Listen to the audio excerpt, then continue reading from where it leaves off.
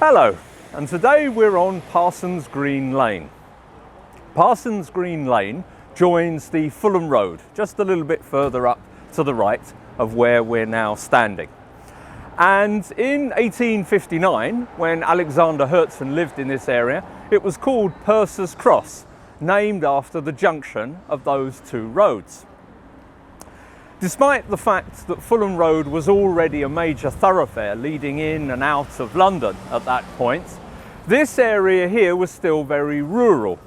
And not only was Alexander Herzen's own house more like a country house surrounded by extensive grounds without buildings, but beyond the perimeter of those grounds, he was surrounded by fields and orchards. Well, as we can see, that has dramatically changed. And that change started in the 1880s when the London and South Western Railway arrived in this area, what we now know as the District Line. It was an early example of what John Betjeman would much later call Metroland, with these rows of terraced houses mushrooming all over the area, forming a new suburb, based on the fact that there was a good transport connection. And in fact, what we see on Parsons Green Lane here is a classic example of the triumphant British commuter classes occupying and annexing this area with these very distinctive red brick Queen Anne style houses. So these terraces mushroomed all over the area, and in fact we can't actually see the site where Herzen's house was, but with a little bit of imagination we can get an idea. Basically, the 5 houses in the middle of this terrace here, where their back gardens are, was where the house stood, because it was set back a little way from Parsons Green Lane. However, there is one element of a tangible connection that we can get with the original house, despite the fact that they've been replaced by these late 19th century Queen Anne style houses. And that is this building over here, this white cottage building that we can see over here, now called Swan House and occupied by the local GP's clinic, the Asheville Doctor's Surgery. This building was actually one of the outbuildings of the original Park House. It was originally known as Park Cottage and then was renamed Swan House, and as I say, now is the local GP's surgery. But if you look at it, you can see that the architectural style is dramatically different to the rest of the Queen Anne terrace, and in fact even the house even breaks the street line of the rest of the houses. This house was actually part of the stable complex of Park House that stood here in Herzen's day. Rather like Laurel House in Putney, originally there was an alleyway that ran all the way along the back of these houses here, behind the back gardens, where the local residents could access Fulham Road. And while that was still a throughway, we could have gone and stood on the very site where Herzen's house was located. But unfortunately, once again, we encounter one of those ridiculous situations where there's such a premium on space in London that in fact, between the back gardens of the houses here and the back gardens of the next terrace further over to the west, they've wedged in a couple of buildings. In a very London story, there's a private health and fitness club there and an Islamic school and mosque, which means that we can't actually stand on the exact site of Herzen's house. But what we are going to do is move round to the southern part of that alleyway to get as near to the original site as we can, and that has the added advantage that we get away from this noisy, busy road here on Parsons Green Lane. So we're now standing on the alleyway that runs parallel with Parsons Green Lane at the back of the houses that we saw on the first section of this part of the film. And as I explained, originally this was a throughway all the way to Fulham Road, but with the ridiculous premium on space that has manifested itself in London over recent years, we now have two buildings wedged in to this site between the back gardens of the two parallel terraces here. What we've got here, in a very London story, is a private health and fitness club, and beyond that there's an Islamic school and mosque. But what that means is that we can't actually stand on the site where Herzen's house was originally located. But we have to use our imagination a little bit and think that behind the Beyond Health Fitness Club there, just the other side of that, you've got the back gardens of the houses that we saw at the beginning, and Herzen's house occupied those back gardens and a section of what is now the Islamic school that's there. So we saw on the last section of our film in Putney that Herzen's Free Russian press was making him very famous and influential back in Russia, and this led to him having a stream of visitors here in London from Russia. And as we saw, when he was in Putney in 1858, the right of centre liberal figure Boris Chicherin came to visit him to remonstrate with him about the content of some of his articles. Chicherin, as we saw, accused Herzen of being too liberal and too critical of the Tsarist regime. Well, the following year, in 1859, when Herzen was living in Park House here in Fulham, he had another visitor who wanted to remonstrate with him, but this time from the diametrically opposite point of view, because he wasn't being critical and radical enough. That visitor critic, his name was Nikolai Chernyshevsky, and given subsequent Russian history, he's probably the most important critical visitor that Herzen had from Russia. Why? Well, because Chernyshevsky represented the new wave of the Russian intelligentsia, which emerged in the late 1850s and became the dominant wave of the intelligentsia in the 1860s. Now, these new men, as they were known, or as they would come to be known, the nihilists, later on, because of Ivan Turgenev's novel Fathers and Sons, which famously featured one of these new men, one of these nihilists, Bazarov, as the central character, were very much a challenge to Herzen and his generation of radicals and revolutionaries. Why? Well, because they adopted a philosophy which was based on that of the English philosopher Jeremy Bentham and his utilitarianism. And the way that played out in the Russian context, and what gave them this reputation for being nihilistic, was that they completely rejected the idea that there were any independent, objective, ethical or aesthetic values apart from the value of overturning the Tsarist regime and creating a revolution in Russia. Now, although Herzen and his 1840s generation, of course, were radicals, were skeptics and atheists, they had always maintained an idea that there were still some objective, independent, ethical and aesthetic values. And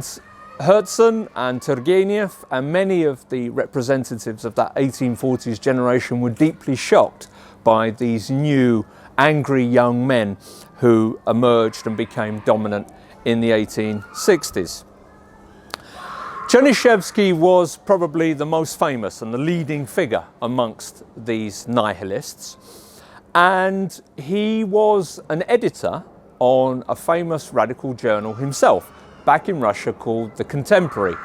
And along with his colleague, a man called Dobrolyubov,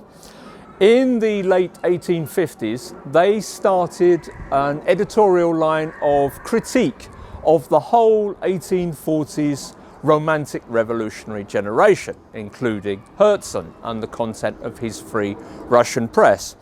The basis of their critique was that they thought that these liberal-minded 1840s romantics were criticising the minor misdemeanours of the Tsarist regime, but weren't addressing the fundamental issue of overturning the whole Tsarist system. And for that reason, they called them, quote unquote, superfluous men. So through their journal, The Contemporary, Chernyshevsky and Dobrolyubov were maintaining a critique of the whole 1840s romantic revolutionary generation,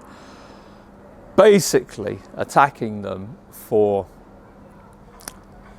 carping at the edges of the system rather than addressing its overthrow. The nihilists felt that the 1840s generation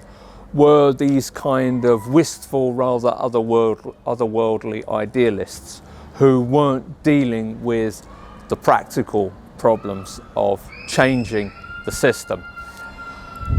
And these articles, of course, got back to Herzen in London, and Herzen, being the robust figure that he was, decided that he needed to give a reply to the nihilists. And what he did was, in June 1859, to publish an article in the Bell called, rather melodramatically in English, Very Dangerous. And what he said in that article was that, in fact, the 1840s generation, through their culture and their high moral and high aesthetic values, had made a major contribution to Russian civilization, which he felt would go on to ultimately create the freedom and equality that they all dreamed of. And that the new men, the nihilists, were so dogmatic and doctrinaire and fanatical, really, in their approach to the revolution, with this idea that nothing else mattered apart from actions and values which promoted the revolution, that they were playing right into the hands of the reactionaries in the Tsarist regime and would ultimately bring about the derailment of any reform. Well, this article got back to Chernyshevsky and Dobrolyubov and the editors of The Contemporary, and because Herzen was so famous and influential, they were absolutely incensed by this, so much so that they elected to send Chernyshevsky on a secret mission all the way from Russia to come to London to Park House here in Fulham to remonstrate directly with Herzen and try and obtain a retraction from him about what he'd said in the article. Now, this was no mean feat, because Chernyshevsky was a known radical. He was being watched by the authorities and had to be smuggled out of the country, but that's how important they considered Herzen's opinion to be, despite the fact that he was thousands of miles away here in London. So later that summer, in 1859, Chernyshevsky turned up on Herzen's door here in Park House in Fulham. And unfortunately, we don't have a direct account of their discussion, but we can infer most of the content of that discussion, partly from the fact that Chernyshevsky himself shortly afterwards reported to a friend that the whole trip had been a colossal stupidity, but more based on Herzen's own, as it were, summary of this event that he published in October 1860 in the Bell, in a very famous essay which is called The Superfluous and the Jaundiced. Now, that essay, The Superfluous and the Jaundiced, the main remit of it is in order to lay out the dichotomy, the polemical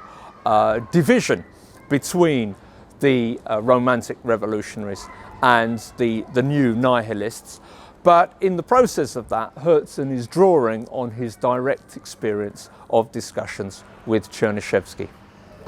So through their journal, The Contemporary, Chernyshevsky and Dobrolyubov were maintaining a critique of the whole 1840s romantic revolutionary generation, basically attacking them for carping at the edges of the system rather than addressing its overthrow. The nihilists felt that the 1840s generation were these kind of wistful, rather otherworldly idealists who weren't dealing with the practical problems of changing the system. And these articles, of course, got back to Herzen in London, and Herzen, being the robust figure that he was, decided that he needed to give a reply to the nihilists. And what he did was, in June 1859, to publish an article in the Bell called, rather melodramatically in English, "Very Dangerous." And what he said in that article was that, in fact, the 1840s generation, through their culture and their high moral and high aesthetic values, had made a major contribution to Russian civilization, which he felt would go on to ultimately create the freedom and equality that they all dreamed of. And that the new men, the nihilists, were so dogmatic and doctrinaire and fanatical, really, in their approach to the revolution, with this idea that nothing else mattered apart from actions and values which promoted the revolution, that they were playing right into the hands of the reactionaries in the Tsarist regime and would ultimately bring about the derailment of any reform. Well, this article got back to Chernyshevsky and Dobrolyubov and the editors of the Contemporary, and because Herzen was so famous and influential, they were absolutely incensed by this, so much so that they elected to send Chernyshevsky on a secret mission all the way from Russia to come to London to Park House here in Fulham to remonstrate directly with Herzen and try and obtain a retraction from him about what he'd said in the article. Now, this was no mean feat, because Chernyshevsky was a known radical. He was being watched by the authorities and had to be smuggled out of the country, but that's how important they considered Herzen's opinion to be, despite the fact that he was thousands of miles away here in London. So later that summer, in 1859, Chernyshevsky turned up on Herzen's door here in Park House in Fulham. And unfortunately, we don't have a direct account of their discussion, but we can infer most of the content of that discussion, partly from the fact that Chernyshevsky himself shortly afterwards reported to a friend that the whole trip had been a colossal stupidity, but more based on Herzen's own, as it were, summary of this event that he published in October 1860 in the Bell,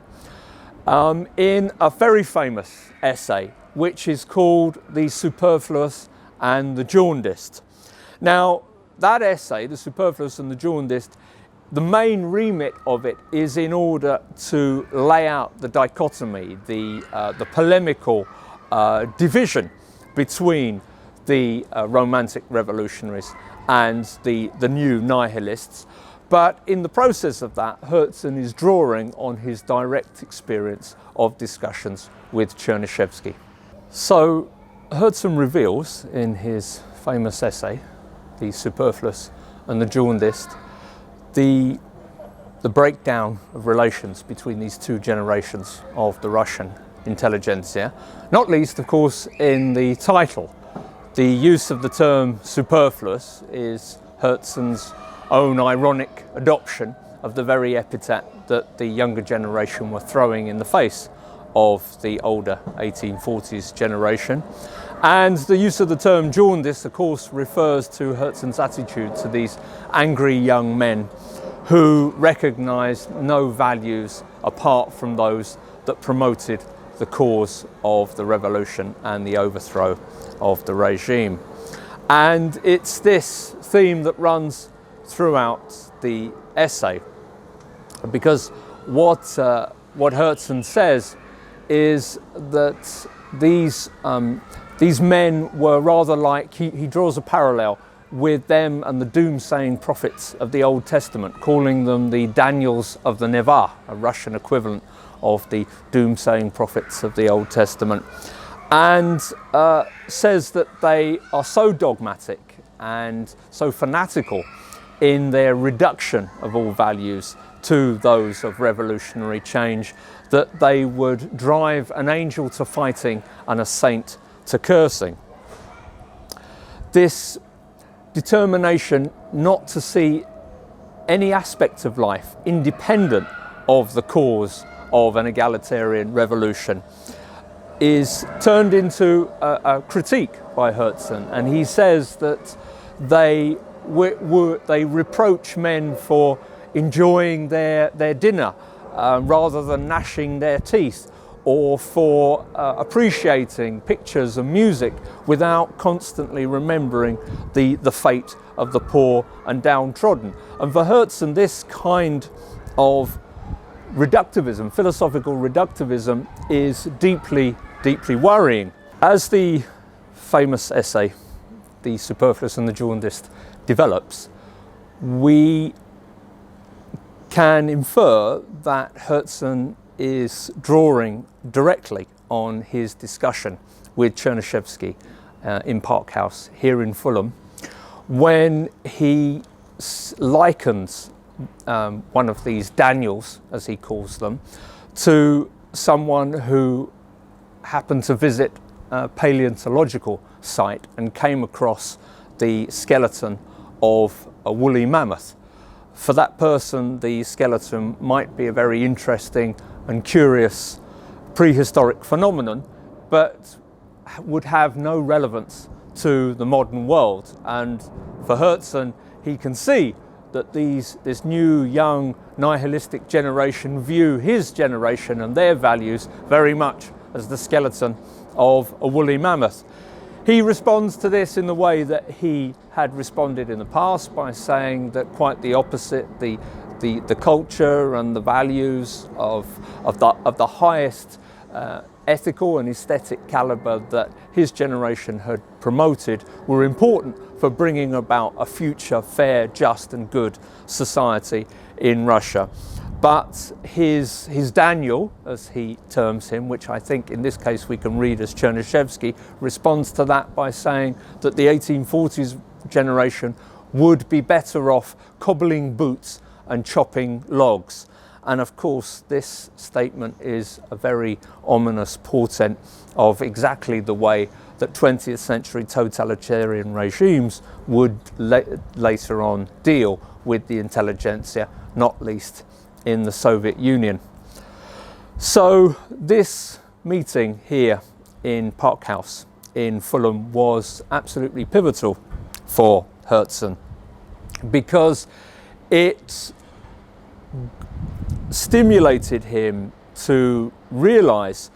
that the way revolutionary thought was developing in the younger generation of the 1860s radicals, the so-called nihilists, was developing in a way that created a deep sense of foreboding in Herzen. He wasn't sure whether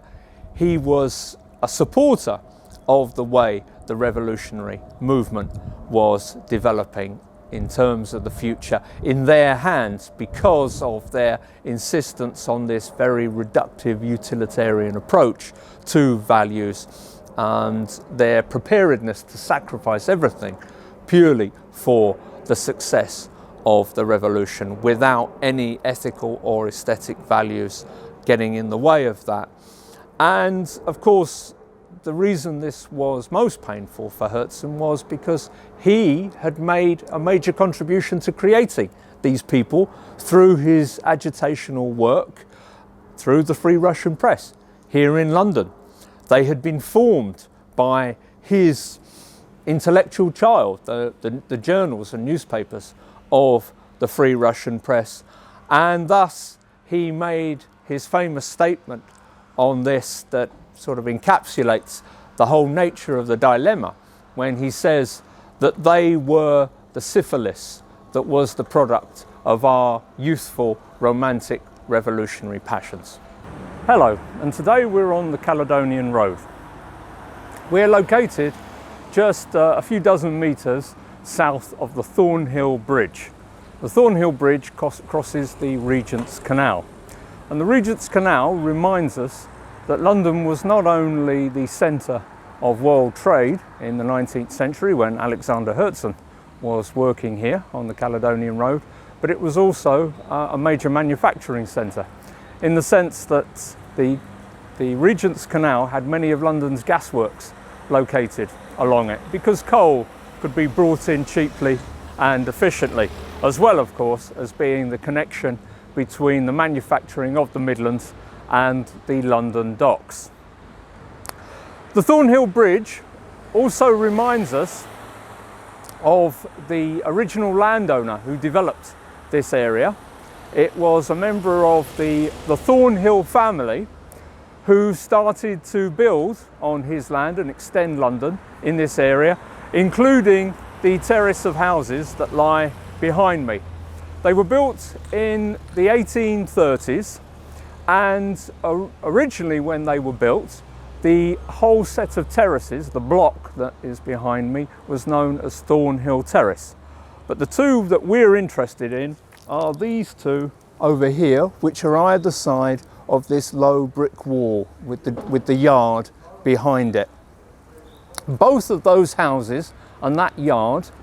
in 1860, when Alexander Herzen moved the Free Russian press from Judd Street in Bloomsbury here to the Caledonian Road, were known as 5 Thornhill Place. However, the confusion around this address arises from the fact that slightly later on, in 1861, the Thornhill Place was incorporated into the Caledonian Road, and at that point they were renumbered as according to the road, with the one over on the right here being number 36 and the one over on the left here being number 138. So they were numbered separately, but because the renumbering occurred, the Metropolitan Board of Works did a proper survey of all the houses, and it clearly shows that both houses originally were number 5 Thornhill Place when Alexander Herzen moved the press to this location. The situation is slightly further complicated by the fact that in June 1863, a British journal, the Saturday Review, did a report on Alexander Herzen's Free Russian press, and the journalist in that article states that the press consisted of a small house and a workshop. Well, we can't be absolutely sure how that quite works, but what was definitely there was in the yard behind that brick wall over there in Herzen's time, there was a small shed, a small workshop-like building adjoined to the house, the nearest one to me, the one on the left here, 138. And I suspect the explanation of this description is that where the press, the work of the press was editing and doing the actual printing was in 138, and 136 was where Alexander Herzen's lifelong print manager, Chernetsky, was housed with his growing family. And so for that reason, the journalist who did the article in 1863 just assumed that one of the houses and the building in the yard were associated with the actual printing process, and failed to be aware of the other house. But definitely the original number 5 Thornhill Place included both of those houses, and when the new banner was created on the top of the bell proclaiming that the new address was Caledonian Road, it included both of those houses. Well, by a strange coincidence, just a little bit further to the back over here, behind this block of terraced houses that was originally Thornhill Place, as I've explained. Almost 100 years later, the Soviet emigre architect Bertold Lubetkin built the housing estate that is located there. And it's for that reason that we're going to now move to that site, because it provides a very appropriate backdrop to what we're going to say further about Herzen's work in the Free Russian press here on the Caledonian Road. So we're now standing at the back of the Priory Green estate here in Islington, which is just a few dozen metres away from 136, 138 Caledonian Road, where Alexander Herzen moved the Free Russian press in 1860. And as I said, by a strange coincidence, nearly 100 years later, this estate was begun by the great Soviet emigre architect Bertold Lubetkin in 1948. Bertold Lubetkin was part of the early artistic intelligentsia that emerged after the 1917 revolution, who were very committed to a constructivist view of art. And that's what makes it ironic that his estate is right near Herzen's Free Russian press, because Lubetkin and the constructivists believed that art should be a social tool, that it didn't have value in and of itself, but should serve the wider cause of revolutionary social change. The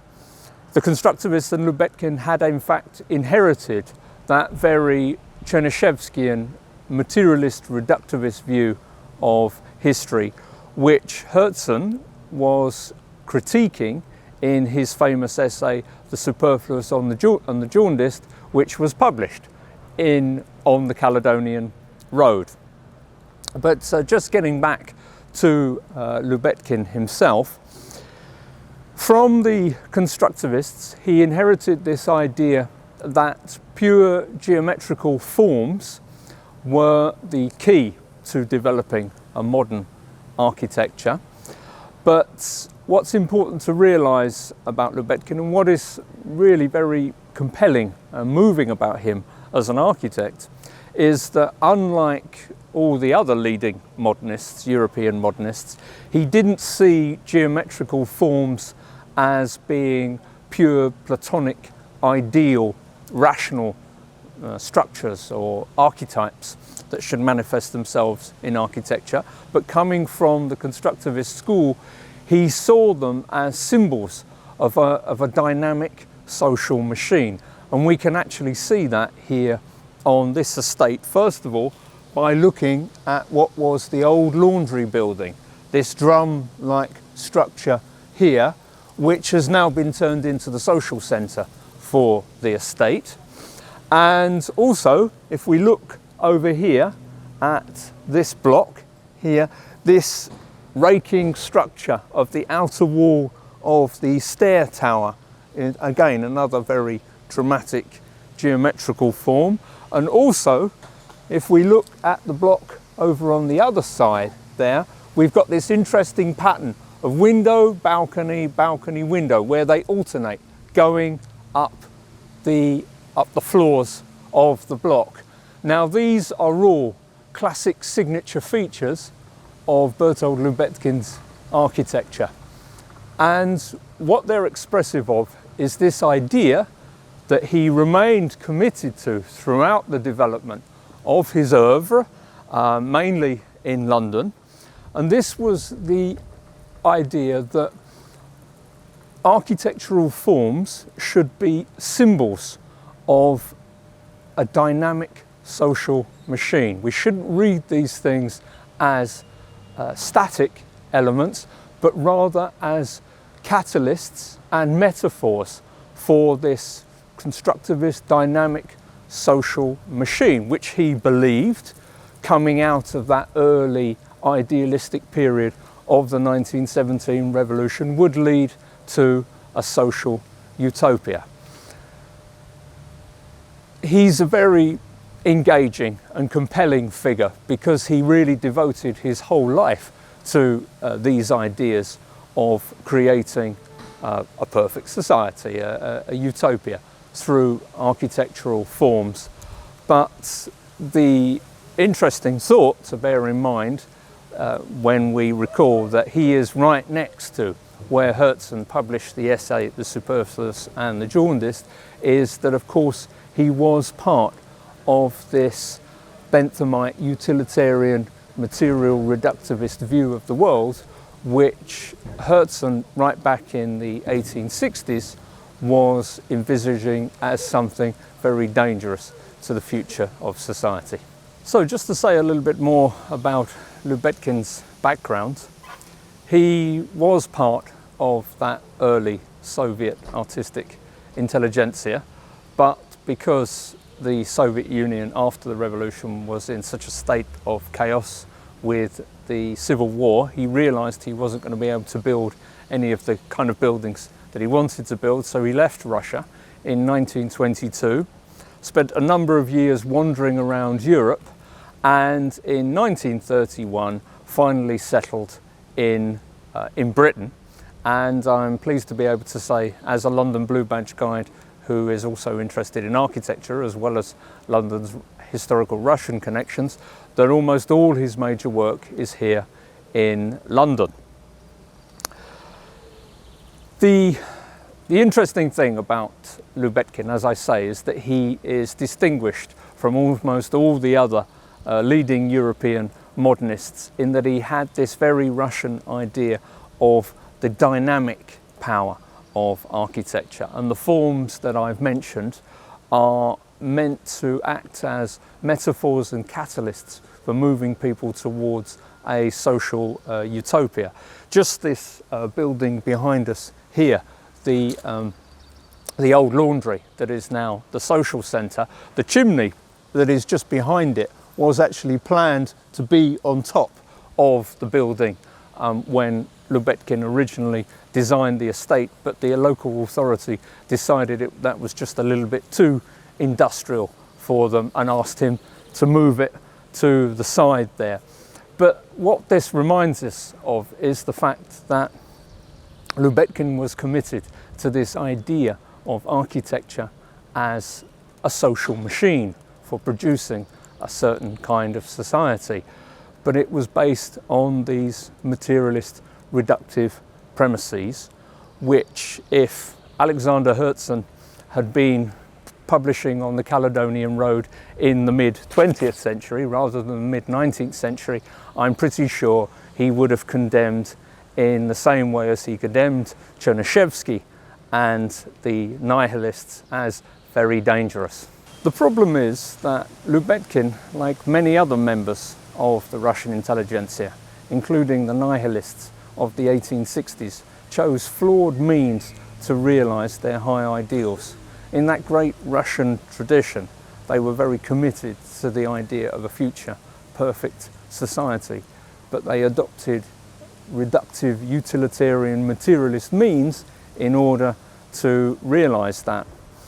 I think if Herzen had been alive in the mid-20th century and seen all this, he would have been moved and impressed by Lubetkin's idealism and commitment, but he would have been forced to condemn what he saw as those reductive utilitarian tendencies. But perhaps the really interesting thought that emerges from this is the fact that Herzen himself, of course, was also unable to find a means to realise his utopian vision. He didn't, like Lubetkin, of course, adopt a rigid Marxist-Leninist ideology in order to achieve that utopian vision, or in order to bolster his ability to pursue that utopian vision. But nevertheless, he didn't find a form which would combine his uncompromising adherence to the idea of the expressive, free self and the ideal harmonious community. So there is a parallel whilst being a profound difference between these two members of the Russian intelligentsia, because Lubetkin never had any doubts that the early mechanical reductivist Soviet ideology was the way in order to create a better society. And famously he said that my buildings were created for a world which never came into being. Well, that world never was going to come into being because of the utilitarian reductivist premises which Lubetkin had adopted to realise it. And in fact, the history of the estate here perfectly illustrates that. For all Lubetkin's metaphorical, dynamic, social utopian forms that he built into this estate with the highest of ideals and the absolute best of intentions, this estate became absolutely notorious. The green area, which is behind the building over there, which is where the estate gets its name, Priory Green, was absolutely notorious for drug dealers and prostitutes, many of whom actually lived on the estate itself. And one of the estate managers here, the first day he came, he reported having to attend a police raid and then doing numerous police raids, accompanying numerous police raids throughout his career. That all changed in 1998 when the Peabody Trust took over the management of the estate, and as we could see in front of the green there, they've now got a gate which only gives access to the residents, so it's become a semi-gated community. And the estate has basically been, the security of the estate is now properly managed, so a lot of those problems are over. Although there's still one element to that originally the estate had a mural on the entrance to the main blocks, painted by the Polish emigre artist Felix Topolski. Tragically, that mural was painted over, despite the fact that it was Lubetkin who originally commissioned it, which does tend to indicate how valued it was by the original generation of residents. And unfortunately, history rather repeated itself, because when the refurbishment of this estate was done and the new security measures were put in place, one of the companies, the architectural firms involved, was Avanti Architects. And one of the architects in Avanti is John Allen, who is the world authority on Lubetkin. And he was very keen to reflect the history of Lubetkin in this estate. So in the spirit of the original Topolski murals, he commissioned two photographic murals which originally were attached to either side of the entrance of the community centre, which is on the other side, which was also part of the improvements of the estate. But unfortunately, those murals first of all were vandalised, and finally they were stolen. I actually, when I did the research for this film, I had actually to contact the Peabody Trust themselves I tried to get the information from the Peabody Trust originally, but they weren't even aware of these murals and what had happened to them, despite the fact that it happened as part of their improvements. And it was only through John Allen himself that I learned that this had occurred. So even though the estate has now adopted this measure, which seems to be the policy for saving all our sink estates across London these days, of bringing in mixed tenancies and making these estates gated, the sense of the history of the estate, unfortunately, is still not valued. And it seems to me that that is the perfect illustration of the impotence of Lubetkin's vision of social utopia. Having to have a gated community and having to have mixed tenancies is a long way from the vision he had of creating this well, ideal social community. But Herzen would turn to him, I think, and say it's inevitable because of the means by which he adopted in order to produce this, in the sense that he went for this reductive utilitarian method of approaching the problem. And Herzen himself, of course, has a parallel with this, because he also failed to bring about his utopian vision through the means by which he wanted. Despite the fact that there is this parallel between Herzen and Lubetkin, and neither one of them was able to find sufficient means to realise their very Russian utopian social visions, the difference should be reiterated that Herzen was never prepared to adopt a reductive utilitarian ideology as Lubetkin did as a child of the early Soviet artistic intelligentsia. But there is the other side to this story, that despite the fact that Herzen was repelled by the new men, the nihilists, as he famously expressed in his essay The Superfluous and the Jaundiced, which, as I said, was published on the Caledonian Road, this didn't throw him into the arms of the liberals either. And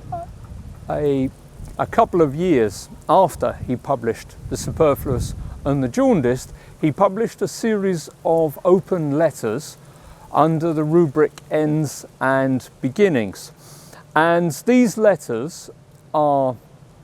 the continuation of discussions that he had started with the doyen of the westernizing liberals, the great Russian novelist Ivan Turgenev. In May 1862, Turgenev visited Herzen in London, and they started these polemics over the need for Russia to adopt a Western model of development or not. And Turgenev was very committed to this idea. He felt that Russia's only means of development was to continue the tradition of her Western outlook. But of course, since at least 1848, Herzen had become deeply skeptical about this. And this is surely where Herzen's genius lies, in the fact that despite his great trepidation and anxiety about the way that the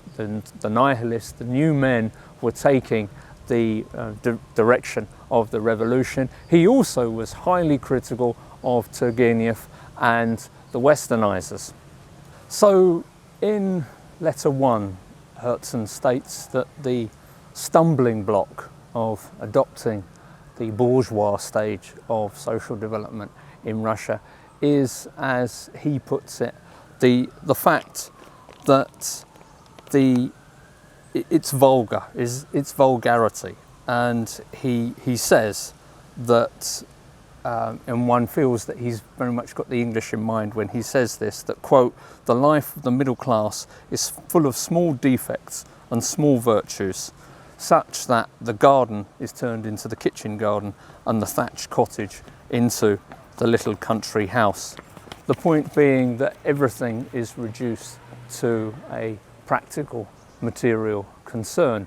And that's the point, that again we are seeing the influence of that reductive utilitarianism which Herzen was so critical of in the nihilists, but this time he's detecting it in the Western liberals, because he wants a society and a way of life that goes beyond both of those things. So Herzen sees, perhaps somewhat surprisingly, a parallel utilitarianism in the European bourgeoisie, just as he does with the nihilists of the 1860s Russian intelligentsia. And this parallel becomes even more acute in relation to the question of art, because again he sees the bourgeoisie, the middle classes, reducing art to something of purely material benefit, very much in the utilitarian spirit of the 1860s generation. And he says, quote unquote, art is reduced to external decoration such as wallpaper and furniture. For Herzen, as I say, his objection to the bourgeoisie is something that is aesthetic rather than economic, and in probably his most lapidary expression about the bourgeoisie, he says in letter 1 to Turgenev that petty bourgeoisidom is the last word of a civilization founded on the unconditional despotism of property. So Herzen is trying to avoid the utilitarianism of the European bourgeoisie, just as he passionately rejects the utilitarianism of the nihilists of the 1860s generation. He had been moving towards a synthesis of the great philosophical themes of the Russian intelligentsia, the Westernism and the Slavophilism. He'd been looking for a point of reconciliation between these two great themes in order to embody his great principles of the liberty and independence of the individual against the background of social harmony. And probably his most telling quotation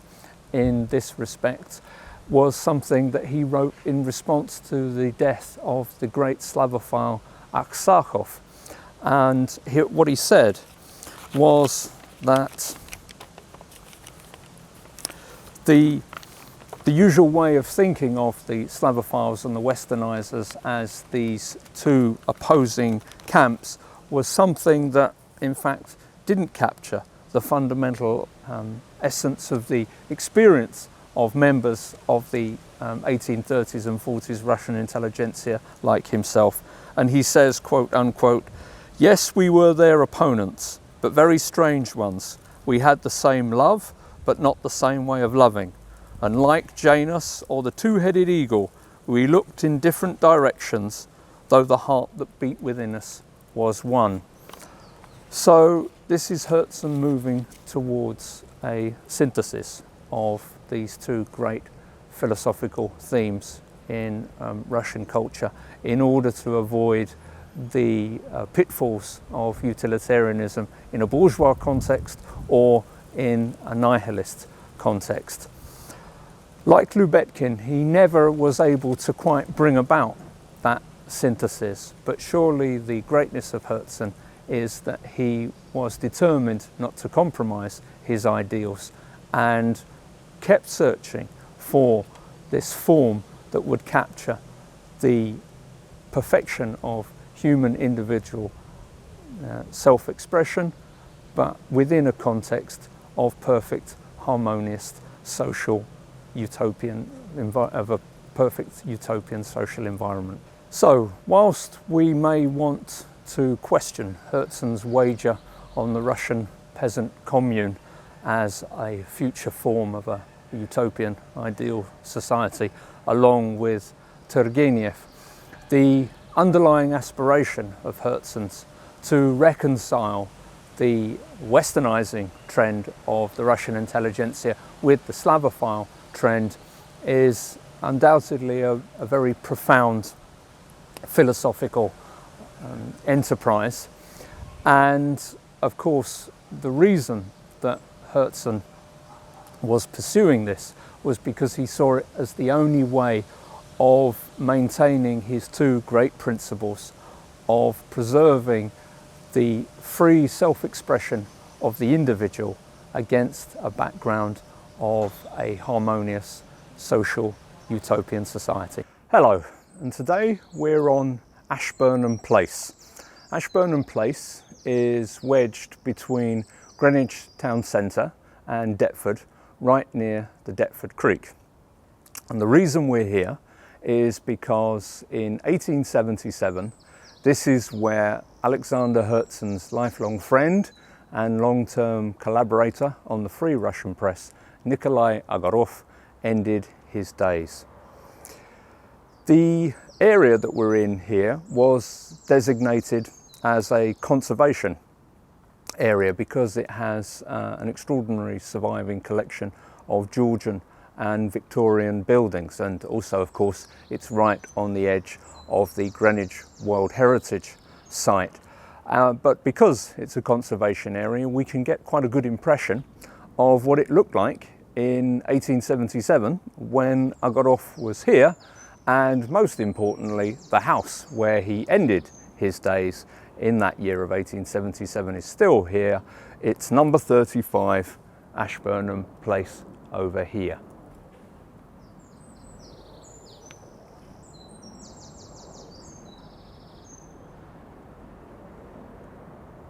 Nikolai Agorov was also buried in southeast London in Greenwich Cemetery in Eltham.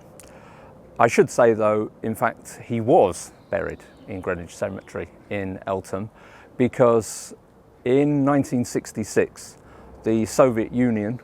reclaimed him as one of their great revolutionary sons. He was disinterred from his grave in Eltham,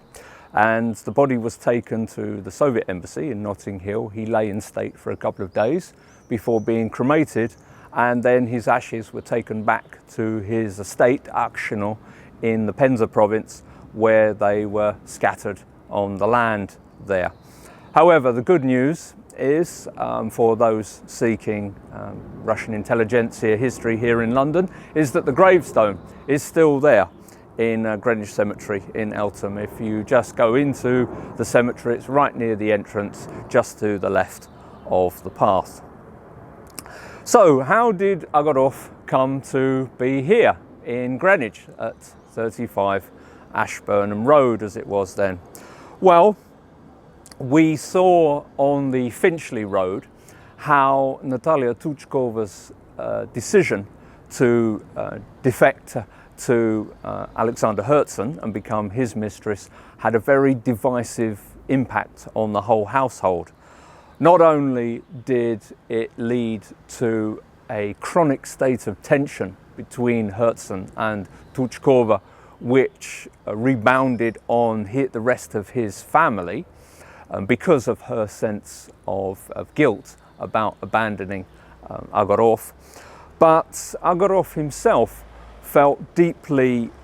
divided and deeply torn by this. Why? Well, because on the one hand, he wanted to remain loyal to his lifelong friend and his collaborator on the Free Russian Press, Herzen, but on the other hand, he felt an understandable bitterness about the fact that his mistress had defected over to Herzen, and he didn't hold Herzen completely blameless for this happening. So Natalia Tuchkova's defection to Herzen and becoming his mistress had a dramatic impact on Agorov himself as well. Initially, he tried to cope with this by conceptualizing it in a very romantic, idealistic way. He tried to see their new relationship as the love as the union of three persons in one love. But he wasn't able to sustain this conceptualization and was confronted by the rather more prosaic reality of what would have been a ménage à trois. So, being the idealistic figure that he was, he needed to transfer his romantic aspirations into a new quest, into a new love, and that came about round about the time, tellingly, that Natalia Tuchkova gave birth to her first child by Herzen in September 1858. About that time, Agorov started to consort with a prostitute called Mary Sutherland in one of the pubs that he was frequenting. He had really, in effect, become an alcoholic from the time that he realized that he'd lost his mistress. But when he was in one of these pubs where he was a regular fixture, he met this young woman, this English prostitute, returned to her several times, and then decided that he was going to extricate her from her rather degrading way of life by setting her up in an accommodation and giving her enough money to support herself and her young son Henry, who came to live with her, who she had basically become a prostitute in order to support. So he set Mary Sutherland up in a house in Mortlake, and it wasn't long before he fell in love with her. And at the point when Herzen moved from Putney to Fulham, as we saw earlier, Agaroff decided that he just couldn't stand all the tensions in the Herzen household anymore, with Tulchkova feeling all this guilt and bringing out that guilt as frustration and quite a lot of vindictiveness towards Herzen's children and towards Herzen himself. So he decided to move out, and he moved to Richmond, which also meant that he was able to visit Mary Sutherland very easily in Mortlake. Agaroff continued to move around London, rather like Herzen himself. He was rather restless and was never settled anywhere, but the locations where he was based were usually around South London, so that he could continue to visit Mary Sutherland. But finally, after Herzen died in 1870, there was a complete estrangement with Tulchkova, and both Mary Sutherland and Agaroff ended up here in 35 Ashburnham Place, as it is now, but Ashburnham Road, as I explained, it was at the time. And Agaroff died in this house, but the story does end rather positively to a certain degree, in the sense that in Mary Sutherland, he found the love of his life and a woman who nursed and cared for him to his dying day. And there's another interesting dimension to this, that Agaroff had to confront rather the same theme that Herzen had to confront, namely the failure of his romantic radical ideals, both in his personal life, as we've seen very vividly illustrated by the history that I've just given, but also in terms of their political project and their radical revolutionary project for Russia, because, as we will see later on with Herzen, he became disillusioned with what he'd managed to achieve in terms of the free Russian press, in changing Russian society. And Agaroff also shared in a degree of that disillusionment, although not perhaps to the same degree as Herzen himself. So Agaroff spent the last 2 years of his life in this house, but he spent his time reliving past glories, because he set up a room in this house as a kind of shrine to the Russian intelligentsia. In this room, he had a bust of the intellectual Timofey Granovsky on a bracket on the wall. He also had photographs of Herzen, Belinsky and Stankiewicz. And finally, and probably most importantly for Agaroff himself, he had portraits of both himself and Bakunin and Herzen underneath the legend Champions of Liberty. And there's a rather interesting historical coincidence here, that the fact that Agaroff should set up this little house in Greenwich as a shrine and a memorial to the Russian intelligentsia, because we're right on the edge of Deptford here in Ashburnham Place. And of course, Deptford is where Peter the Great came in 1698 on his grand embassy to learn how to build ships. That journey, that trip, and that period of time that he spent here in London was probably the most influential period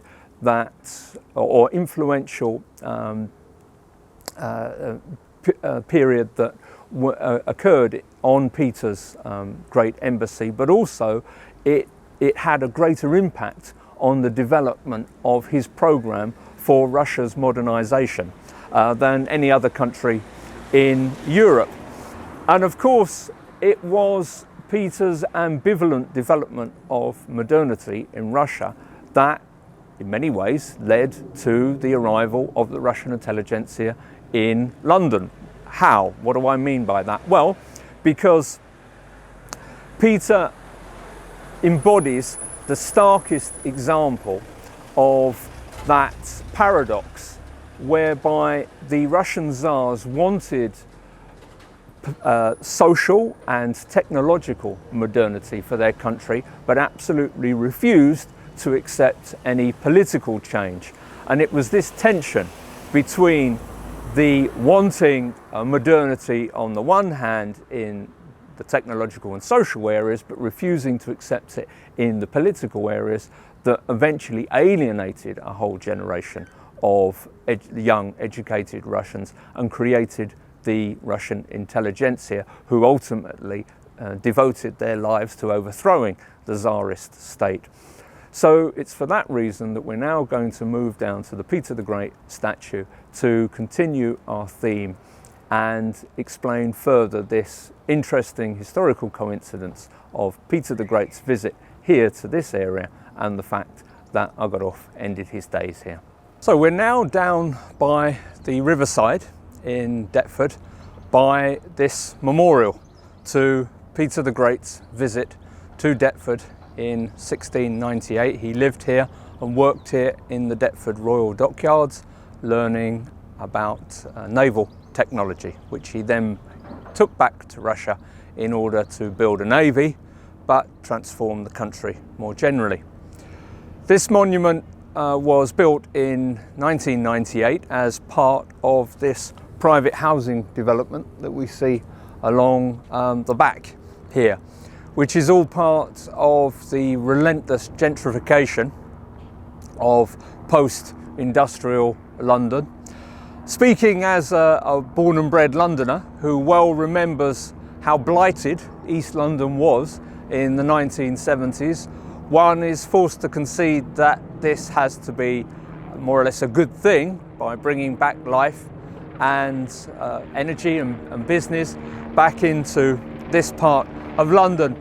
However, one can't help the nagging sensation that all of this is part of the same kind of bourgeoisification that Alexander Herzen was castigating in 19th century imperial commercial London. The only difference being that now we're in a post-imperial, post-industrial London where that bourgeoisification is based on relentless warehouse conversions and buy-to-let investments. So this monument commemorates Peter I, Peter the Great's great embassy to Europe in 1698,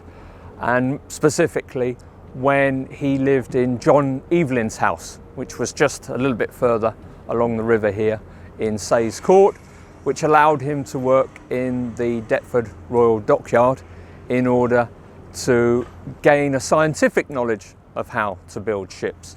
He developed a considerable amount of practical knowledge when he worked in the shipyards in Holland, but he came to London specifically in order to gain theoretical knowledge, and not just of ships. When Peter the Great was here in 1698, the scientific revolution was in full flow, based mainly here in London because of the presence of the Royal Society of London, which was based in the city of London. At that time, the president of which was none other than Isaac Newton. So in many ways, I think it's reasonable to say that in that famous phrase of Pushkin's, cutting a window through to the west, that process was facilitated more by Peter the Great's visit here to London than any of the other places that he visited. And subsequently, when he went back to Russia, it was a model of English civilization, modernity, which was the greatest influence on Russia's move towards modernity. And it's for that reason that it makes it particularly poignant that Nikolai Agorov should have died in a house just a couple of 100 meters down the road from here, in his shrine to the Russian intelligentsia, because the Russian intelligentsia, of course, were created by the paradox of what Peter the Great was trying to do, or at least he started the process. Peter the Great himself, famously, when he was here, was only interested in technological modernity and, to a degree, social modernity. At one point, he attended a debate in Parliament and said, yes, all very interesting, but of no relevance to the political setup of his own country. And much later on, back in Russia, when once he was accused by foreigners of ruling over an empire of slaves, he referred directly to this country and his experience of England by saying that English liberty had as much use in Russia as peas on a knife. The reason that Peter is the unintentional father of the Russian intelligentsia is because he, for the first time in Russian history, threw into stark relief the tension between the desire of the Tsars for technological and social modernity, but to retain political, to develop that within a context of political authoritarianism. And for this process, this paradox that he generated of trying to educate young Russians to bring about this technological and social modernity, but on the one hand suppressing any desire for political developments in Russia, is the essence of that paradox can really be felt here in Greenwich, because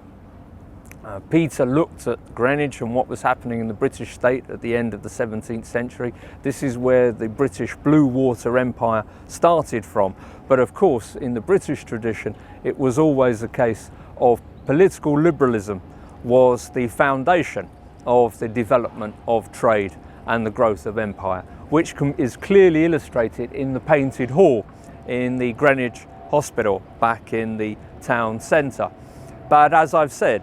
Peter made it very clear when he was here and subsequently that he wasn't interested in any of the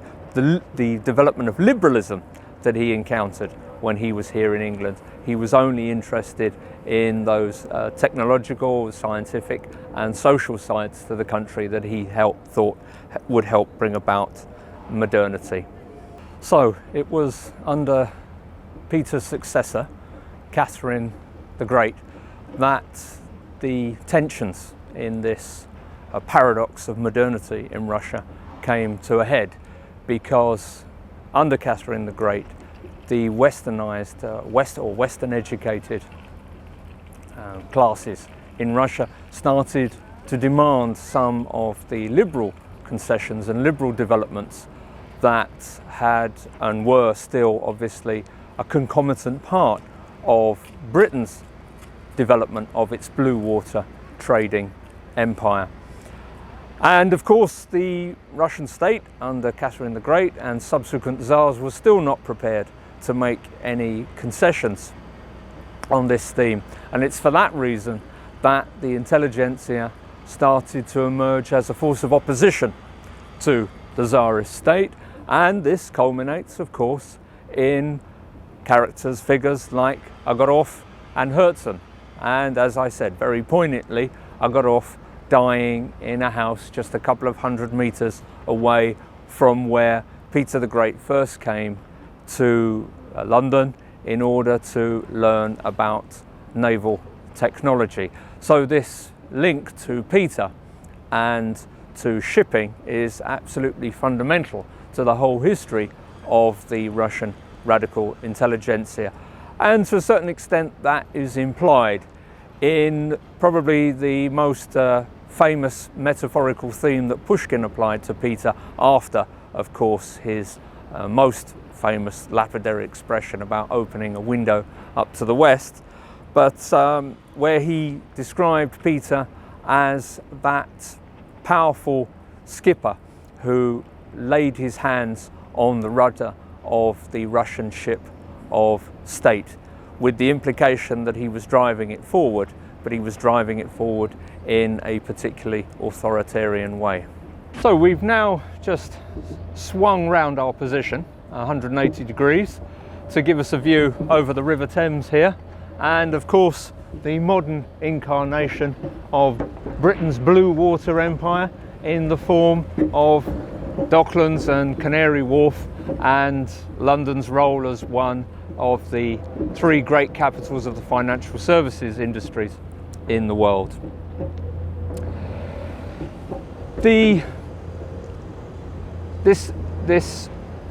process of ambivalence and the paradox at the heart of Peter the Great's visit here, and then the rise of the Russian intelligentsia, manifests itself and develops in a very interesting way in relation to Alexander Herzen, because of course he also felt an ambivalent relationship towards the West. He started out as a fully committed Westernizer who was absolutely critical and excoriating in relation to the Russian state. But when he arrived in Europe, and especially from 1848, he started to experience some ambivalence towards the West as well. Not of the same nature as Peter the Great, obviously, in that he wasn't interested in having modernity, but avoiding political liberalism. But what he was horrified by was the way that Western capitalism had created a bourgeois civilization, and he felt absolutely repelled by this. And in this way, I think it's fair to say that Alexander Herzen is the father of a new trend in the Russian intelligentsia, one of looking for a synthesis of Western ideas with Slavophile traditions from the position of the West as a Western emigre. And this trend develops on from Herzen, and he also has some precedents. It's important to provide a little bit of context before we go into talking about one of the very interesting figures who creates, I think, a precedent for Herzen,